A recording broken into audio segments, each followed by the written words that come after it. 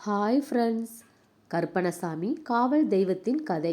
ஒரு காலத்தில் தென் தமிழ்நாட்டில் ஒரு சிறிய கிராமம் இருந்தது. அந்த கிராமம் அடிக்கடி கொள்ளையர்களாலும் அநியாயங்களாலும் பாதிக்கப்பட்டது. மக்கள் பயத்தில் வாழ்ந்தார்கள். அந்த ஊரில் கருப்பன் என்ற ஒரு தைரியமான இளைஞன் இருந்தான். அவன் அநியாயத்தை சகிக்காதவன், ஏழைகளுக்கு துணை நிற்பவன். இரவெல்லாம் ஊரை சுற்றி காவல் பார்த்து கொள்ளையர்களிடம் இருந்து மக்களை காப்பாற்றுவான். ஒரு நாள் பெரிய கூட்டமாக கொள்ளையர்கள் கிராமத்துக்குள் நுழைந்தார்கள். கருப்பன் தனியாகவே அவர்களை எதிர்த்தான்.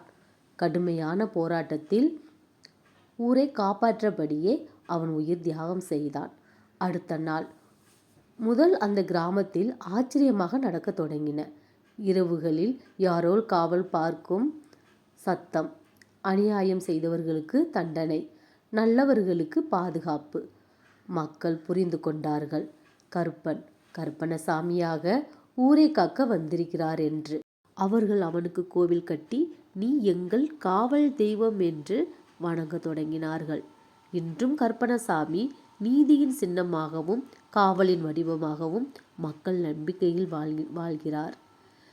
இந்த கதை பிடிச்சிருந்தா சப்ஸ்கிரைப் பண்ணுங்க, லைக் பண்ணுங்க, ஷேர் பண்ணுங்க. நன்றி.